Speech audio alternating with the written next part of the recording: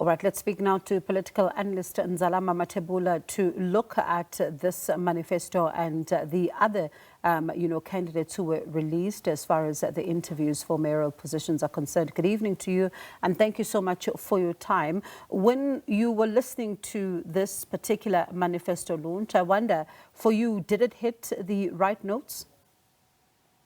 Good evening, and thank you so much for the invite. Honestly, I would say that the manifesto is good. It is as good as it can get because implementation is one of the things that we would very much look forward to. But most definitely, I love the fact that they do recognize some of the challenges that are inhibited within the party itself and how that has spanned out into the whole governance system in South Africa. Will it be enough, because I remember the ANC president also admitting that some things didn't go quite right, but saying that they're now going to be looking at a number of things and making sure that whoever they put into the positions, they actually put people who are fit for purpose. We've seen and heard this before, but do you think this time round the electorate can actually resonate with that? Thank you for that. So honestly, I do not believe that many of the electorates can relate to that or they can have much faith in that. But one thing about policy and how governance systems should be shaped, it's all determined by historical events, or it is all determined by everything that has happened beforehand in order for us to understand what should be done differently. So I think the party is taking that approach of trying to understand how their elected mayors and mayoral candidates have performed before and what are some of the loopholes that were filtered through or that were seen in their performance, and they will try to do that differently. But with the electorate, that is another side of the coin because policy is in two ways. The consumers of the policy themselves, it will depend on how they are going to vote for the party in the upcoming elections. And hopefully the manifesto will have some it will achieve what the ANC is hoping it will achieve by ensuring that they do instill faith and speak to their constituents in a manner that's going to win them votes. Yesterday, the party took the media by surprise because there was an expectation that they will announce the mayoral candidates for the different municipalities as well as metros. And that was not to be because we saw the names of the candidates that were interviewed. We now know that, according to the party, we'll get to know these names in September. And the party speaks about a vigorous process. But you do have analysts who are watching this who are saying that this could have an impact given the fact that the party needs to campaign for the elections and the people, the electorate, would want to know who is going to be a person that the ANC is going to field in terms of the candidate. Do you think this delay, the pushing it to September to reveal the names could have an impact on the campaign trail, or is that a clever strategy that they've implemented? Thank you for that question, and I think it goes both ways. So on one hand, they wouldn't want to present people who are not going to get them votes.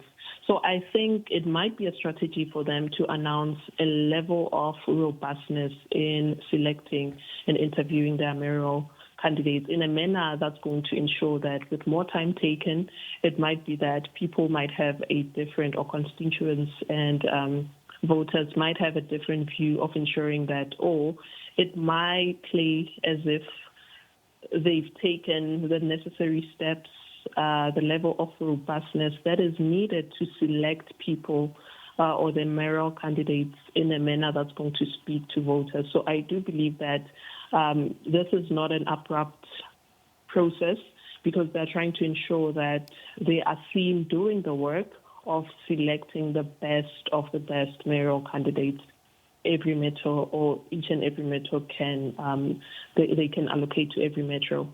And the party speaks about a funding model for municipalities that, really needs to be looked at. And it's not the first time we hear this conversation of the funding model, because a number of times when we speak about municipalities and how they generate revenue, there's a lot of challenges currently with this particular system.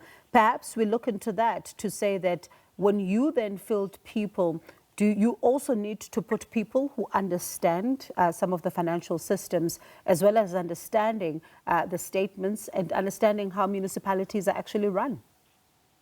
Most definitely, most definitely. I mean, that is one reason why we have courses like your public management governance at a university level, at tertiary level, so that people who are appointed into these positions understand the operational, logistical, professional, and ethical requirements that are needed in order for the job to be fulfilled in a manner that is satisfactory. So I do believe that it's very important that the people who are elected are actually clued up, or they have enough sufficient knowledge and practice in order for them to uptake the job. So that is very much important.